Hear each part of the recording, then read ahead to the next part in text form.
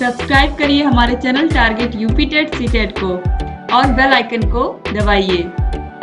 Hello friends, मैं रेनू स्वागत करती हूँ आप सभी भावी अध्यापक एवं अध्यापिकाओं का आपके अपने channel target UP TET CTET में। दोस्तों, आज की इस वीडियो में हम आपके विज्ञान विषय के टॉप मोस्ट इंपोर्टेंट क्वेश्चंस को पढ़ने वाले हैं। जितने भी अतरे उत्तरी क्वेश्चंस यहाँ पर दिए हुए हैं सभी क्वेश्चंस को हम पढ़ेंगे। और फिर एक बार मैं रिपीट कर दूं दोस्तों, जो कि मैं हर वीडियो में आपको बताती हूँ कि यहाँ पर केवल अतले उत्तरी क्वेश्चन आप पढ़ रहे हो ये पढ़ के मत पढ़िए, बल्कि आप ये सोचिए कि अगर आप अतले उत्तरी क्वेश्चंस को पढ़ रहे हो तो आपके बहुविकल्पी क्वेश्चन भी तैयार हो रहे हैं और आपके लघु उत्तरी क्वेश्चंस के भी आंसर तैयार हो रहे हैं। तो चलिए हम क्वेश्चन नंबर 1 से स्टार्ट करते हैं, क्योंकि आप लोग के पास समय कम है। तो चलिए स्टार्ट करते हैं। क्वेश्चन नंबर 1, मिट्टी पलट हल किस प्रकार का कोण काटता है? तो आयताकार कोण काटता है। क्वेश्चन नंबर 2 है, ईंधन को परिभाषित करिए। ईंधन ऐसा ज्वलनशील पदार्थ है जिसका उपयोग ऊष्मा प्राप्त करने के लिए किया जाता है।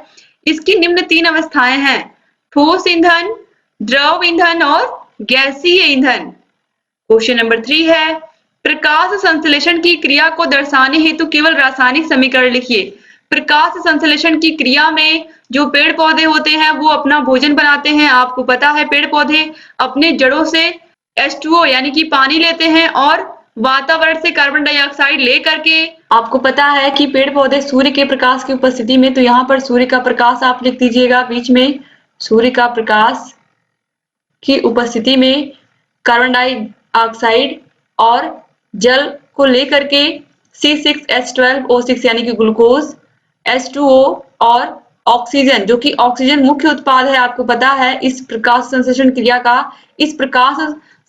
क्रिया का मुख्य उत्पाद क्या है? ऑक्सीजन गैस है। तो आप याद रखिएगा, क्योंकि एग्जाम में पूछता है कि प्रकाश संश्लेषण क्रिया में कौन सी गैस निकलती है, तो ऑक्सीजन गैस निकलती है। याद रखिएगा आप लोग। क्वेश्चन नंबर 4 है, जांघ की अस्थि का नाम लिखिए। दोस्तों, जो जांघ की हड्डी होती है ये शरीर की सबसे लंबी हड्डी होती है या अस्थि होती है, इसे हम फीमर कहते हैं। क्वेश्चन नंबर 5 है, इस समीकरण को पूरा करिए। तो 4Na + O2 ये हो जाएगा 2Na2O। समीकरण कंप्लीट हो जाता है। क्वेश्चन नंबर 6 है, किसी परमाणु को दर्शाने के लिए परमाणु क्रमांक, द्रव्यमान संख्या तथा तत्व का प्रतीक प्रदर्शित करने के लिए निर्धारित तरीकों को लिखिए। तो इस तरीके से कोई परमाणु, मान लीजिए X है, तो यहाँ पर आप देखिए परमाणु द्रव्यमान है m और परमाणु संख्या क्या है? O है। और तत्व क्या है? कोई तत्व है X, इसका परमाणु द्रव्यमान m है और इसका जो परमाणु संख्या है वो कितनी है? वो O है। तो याद रखिएगा आप लोग इस तरीके से। तो अगर एग्जाम में पूछता है तो यहाँ पर आप देखिए X0m इस तरीके से लिखा हुआ है। तो ये जो XOM भी आप कह सकते हो। तो ये जो X है ये तत्व है, M जो है ये परमाणु द्रव्यमान या परमाणु भार भी आप इसको कह सकते हो, और ये जो O लिखा हुआ है नीचे ये परमाणु संख्या है और X क्या है? तत्व है। इसके बाद क्वेश्चन नंबर 7 है, सोडियम हाइड्रोक्साइड तथा हाइड्रोक्लोरिक अम्ल के साथ अभिक्रिया का रासायनिक समीकरण लिखिए। बहुत ही easy question. Sodium hydroxide NaOH और हाइड्रोक्लोरिक अम्ल HCl, जब अम्ल और क्षार मिलते हैं तो क्या बनता है? लवण और जल बनता है। तो NaCl यानी कि नमक और जल H2O बनता है। इसे हम उदासीनीकरण क्रिया भी कहते हैं। अगर एग्जाम में पूछता है उदासीनीकरण अभिक्रिया का रासायनिक सूत्र लिखिए, तो यही लिखना रहेगा। क्वेश्चन नंबर 8 है, तीव्र परिवर्तन किसे कहते हैं? तेज गति से होने वाले परिवर्तन को तीव्र परिवर्तन कहते हैं, जैसे कि माचिस की तीली का जलना, रसोई गैस का जलना, गुब्बारे का फूलना तथा फटना। क्वेश्चन नंबर 9 है, वाष्पन किसे कहते हैं? जब पृथ्वी से जल गर्म होकर वाष्प के रूप में ऊपर की ओर उड़ जाता है तो यह क्रिया वाष्पन कहलाती है। क्वेश्चन नंबर 10 है, चाल किसे कहते हैं? इसका मात्रक भी लिखिए। दोस्तों, चाल बराबर क्या होता है? आपको पता है, दूरी बटे समय। तो बस एकांक समय में चली गई दूरी को ही क्या कहते हैं? चाल कहते हैं। तो देखिए, किसी वस्तु द्वारा एकांक समय में चली गई दूरी को चाल कहते हैं। इसका मात्रक, अब मात्रक देखिए, दूरी का मात्रक मीटर हो गया, समय का मात्रक सेकंड हो गया, तो क्या हो गया? मीटर पर सेकंड हो गया। सिंपल सा। अगर ये फॉर्मूला आपको याद है तो आपको मात्रक भी पता होगा। क्वेश्चन नंबर 11 है, फसल चक्रण या फसल चक्र क्या होता है? किसी खेत में एक निश्चित समय में एक फसल के बाद दूसरी फसल लेने की क्रिया को, जिससे भूमि की उर्वरा शक्ति नष्ट न होने पाए, फसल चक्रण कहते हैं। अर्थात भूमि के नीचे निश्चित भाग पर नियत समय में फसलों का इस क्रम से बोया जाना कि भूमि की उर्वरा शक्ति भी कम न होने पाए और उपज भी अच्छी मिले। इस प्रकार की अदला बदली को ही हम फसल चक्रण कहते हैं। क्वेश्चन नंबर 12 है, तृतीय प्रकार के उत्तोलक के कोई दो उदाहरण लिखिए। तो चिमटा और चाकू। क्वेश्चन नंबर 13 है, सिरके का रासायनिक सूत्र लिखिए। तो CH3COOH यानी कि एसिटिक एसिड भी कहते हैं इसको। क्वेश्चन नंबर 14 है, मेस्टन हल का मुख्य कार्य क्या है। तो यह ऊपर की मिट्टी को नीचे तथा नीचे की मिट्टी को ऊपर करता है। क्वेश्चन नंबर 15 है, नवीकरणीय एवं अनवीकरणीय संपदा में मुख्य अंतर क्या है। दोस्तों नवीकरणीय संपदा मैंने बहुत ही अच्छे से आपको बताया है। नवीकरणीय मतलब नवीन या नए, यानी कि ऐसी संपदा जो भविष्य में कभी भी नष्ट नहीं होगी, यानी कि नवीकरणीय नष्ट नहीं होगी, नवीकरणीय नष्ट नहीं होगी और अनवीकरणीय नष्ट हो जाएगी। तो नवीकरणीय नष्ट नहीं होगी, ये आप याद रखोगे तो एग्जाम में गलत नहीं होगा। नवीकरणीय नष्ट नहीं होगी, तो इस तरीके से नवीकरणीय नष्ट नहीं होगी, यानी कि जैसे जल ऊर्जा, इसके अलावा सूर्य ऊर्जा या सौर ऊर्जा, इसके अलावा पवन ऊर्जा, ये कभी भी नष्ट नहीं होंगे, तो ये नवीकरणीय है। और जो नष्ट हो जाएंगे वो अनवीकरणीय है, यानी कि जैसे कोयला की ऊर्जा, या आपको पता है कि कोयले से ही हमारे देश में मैक्सिमम विद्युत ऊर्जा बनती है। इसके अलावा पेट्रोलियम उत्पाद, पेट्रोल, डीजल, ये सभी, इसके अलावा LPG सिलेंडर जो हमारे घरों में खाना बनता है इनसे, तो ये सभी, इन सभी का स्टॉक क्या है, सीमित है। भविष्य में ये सभी कभी भी खत्म हो सकते हैं, तो ये अनवीकरणीय है। लेकिन जो नए हैं वो टिकाऊ हैं, ये आप समझिए, यानी कि ये लंबे समय तक रहेंगे और ये कभी भी आगे आने वाले समय में भी नष्ट नहीं होंगे। ठीक है, इसके बाद हम आगे देखेंगे। एक बार उत्तर भी मैं पढ़ देती हूँ। नवीकरणीय संपदा वह है जो भविष्य में समाप्त नहीं होगी, जबकि अनवीकरणीय संपदा भविष्य में समाप्त हो जाएगी। क्वेश्चन नंबर 16 है, वसा में घुलनशील दो विटामिनों के नाम लिखिए। एक बार फिर से मैं आपको वो एग्जाम्पल दोहरा दूं कि जल में घुलनशील कौन है, जल में घुलनशील कौन नहीं है। तो आपको मैंने बताया था कि एक गिलास पानी लीजिए, उस पानी में एक आप कीड़ा डाल दीजिए। तो जैसे ही आप इस कीड़े को डालोगे इस पानी में, तो कीड़ा क्या होगा, कीड़ा इसमें घुलेगा, पानी में नहीं घुलेगा। तो ये पानी में नहीं घुलने वाले हैं, यानी कि ये जो कीड़ा, यानी कि KEDA, विटामिन KEDA है, ये पानी में नहीं घुलते हैं, पानी में नहीं घुलते हैं। तो पानी में घुलते कौन है, B और C पानी में घुलते हैं। और ये पानी में अगर नहीं घुलते हैं तो किस में घुलते हैं, वसा में घुलते हैं। तो इसीलिए यहाँ पर देखिए विटामिन ADEK, यानी कि कीड़ा विटामिन जो है KEDA, ये वसा में घुलनशील है, याद रखिएगा आप लोग। और जल में घुलनशील B और C है। क्वेश्चन नंबर 17 है, टीकाकरण क्या है, लिखिए। टीकाकरण उपयुक्त समय पर रोगजनक की थोड़ी सी मात्रा शरीर में पहुंचाने से एक विशेष प्रकार के रोगों के विरुद्ध प्रतिरोध क्षमता का विकास हो जाता है। इस विधि से रोगों का उपचार टीकाकरण कहलाता है। बच्चों को BCG का टीका प्रथम बार जन्म से 9 माह के अंदर और दूसरी बार 5 वर्ष के बाद लगवाना चाहिए। क्वेश्चन नंबर 18 है, सरल मशीन कितने प्रकार की होती है। तो सरल मशीनें 5 प्रकार की होती हैं, उत्तोलक, पेंच, झुकातल, घिरनी, पहिया और धुरी।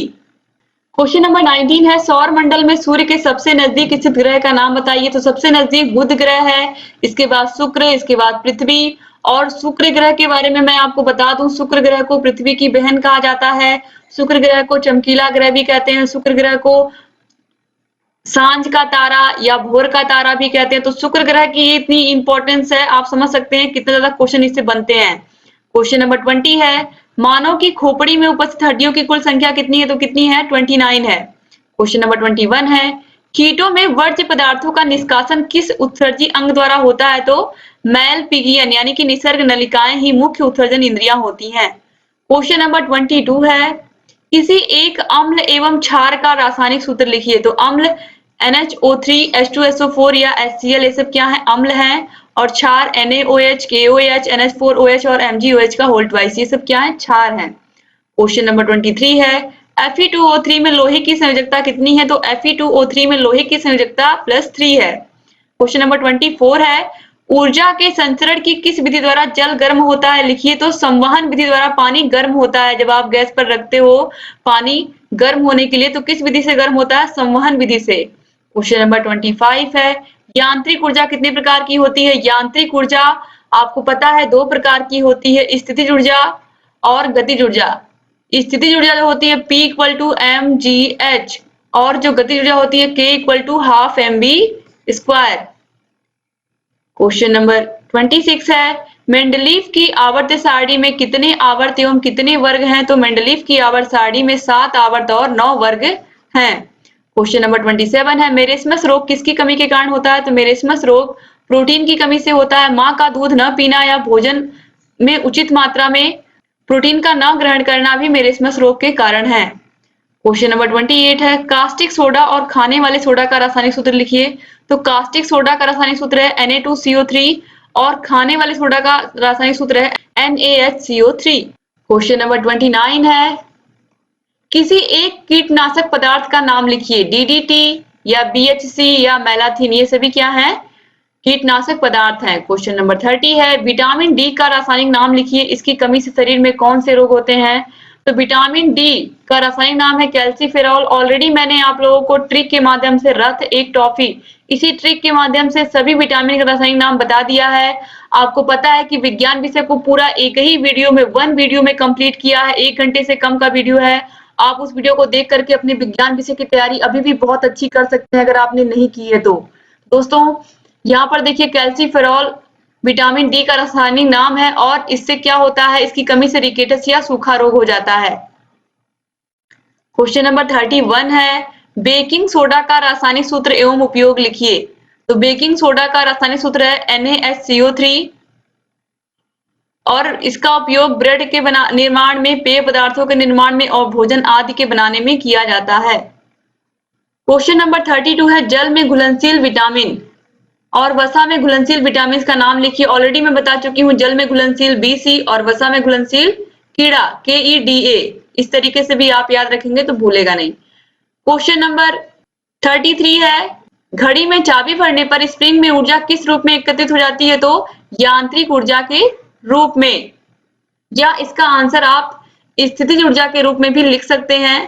क्वेश्चन नंबर 34 है, कशेरुकी प्राणियों के उत्सर्जी अंगों के नाम लिखिए। तो त्वचा, वृक्क, यकृत, फेफड़े, आंत आदि। क्वेश्चन नंबर 35 है, कार्य किसे कहते हैं? इसकी इकाई क्या है?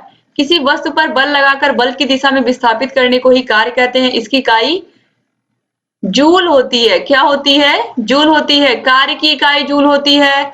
ऊर्जा की भी इकाई जूल ही होती है। और बल का एसआई मात्रक अगर पूछता है तो बल का एसआई मात्रक न्यूटन होता है। याद रखिएगा आप लोग। दोस्तों इस तरीके से आपके विज्ञान विषय में जितने भी इंपॉर्टेंट क्वेश्चन थे मैंने सभी क्वेश्चंस को करा दिया। विज्ञान विषय का पूरा नोट्स हमने हैंड रिटन नोट्स आपको पढ़ाया है क्लासेस के माध्यम से। राजन सीरीज पूरा कंप्लीट करा दिया, पवन सीरीज पूरा पढ़ा के कंप्लीट करा दिया। इसके अलावा आपके 5 ईयर के प्रीवियस ईयर क्वेश्चन पेपर भी सॉल्व करवा दिए हैं दोस्तों आप लोगों को। हर एक विषय का, हर एक विषय को मैंने हाथ से लिख करके नोट बनाया है और हर एक विषय का एक ऐसा वीडियो बना दिया जिसमें आपका फुल सिलेबस पूरा कवर हो जाता है। तो अगर आपने उस वीडियो को नहीं देखा तो एक बार फिर से मैं बता दूं, प्लीज आप लोग उसको देख लीजिएगा। डिस्क्रिप्शन बॉक्स और कमेंट बॉक्स में आपको उसकी लिंक मिल जाएगी। टोटल 7 सब्जेक्ट की वीडियोस हमने बनाया है और 7 का पूरा एक प्लेलिस्ट बना दिया है। तो प्लेलिस्ट की लिंक आपको डिस्क्रिप्शन बॉक्स और कमेंट बॉक्स में हम दे देते हैं। आप अच्छे से उसको पढ़ लीजिए और अपनी तैयारी को बहुत बहुत अच्छी कर लीजिए। और ऑलरेडी आपकी तैयारी को हम अच्छा करवा रहे हैं क्योंकि आपको पता है कि हमने कोई कसर नहीं छोड़ी है आप लोग की तैयारी को बेहतर बनाने में। तो एक बार फिर से आप सभी लोगों का बहुत बहुत धन्यवाद दोस्तों। आप लोगों को अगर इसकी फ्री पीडीएफ चाहिए तो आप लोग प्लीज हमारे टेलीग्राम चैनल को ज्वाइन करिए। टेलीग्राम चैनल पर आपको सभी विषयों की पीडीएफ बिल्कुल फ्री हम दे रहे हैं। डिस्क्रिप्शन बॉक्स और कमेंट बॉक्स में आपको लिंक मिल जाएगी। यहाँ पर आई बटन पर भी क्लिक करके आप सभी वीडियोस को देख सकते हैं। हर एक वीडियो का पीडीएफ बिल्कुल फ्री आपको हमारे चैनल पर मिल रहा है ताकि आप बढ़िया से अपने एग्जाम की तैयारी कर सकें और एग्जाम में अच्छे मार्क्स गेन कर सके। इसीलिए हम आपके पीछे इतनी मेहनत कर रहे हैं दोस्तों। उम्मीद करती हूँ कि आप इस वीडियो को अपने कॉलेज के फ्रेंड्स को भी शेयर करना नहीं भूलेंगे और एग्जाम की तैयारी को बेहतर बनाएंगे। तो एक बार फिर से आप सभी लोगों का बहुत बहुत धन्यवाद और ऐसे ही हमारे चैनल से बने रहिए। और अगर अभी तक आपने हमारे चैनल को सब्सक्राइब नहीं किया तो प्लीज सब्सक्राइब कर दीजिए और बेल आइकन को भी प्रेस कर दीजिए ताकि हम जो भी नई वीडियोस बनाते हैं उन सभी का नोटिफिकेशन आप लोग के पास समय से पहुंच जाए और आप हमारे सभी वीडियोस को ऐसे ही देखते रहें। एक बार फिर से दोस्तों आप लोगों का बहुत बहुत धन्यवाद। मिलते हैं नेक्स्ट वीडियो में, तब तक अपना ख्याल रखिएगा, अपने परिवार का ख्याल रखिएगा और ऐसे ही हमारे चैनल से बने रहिएगा। जय हिंद।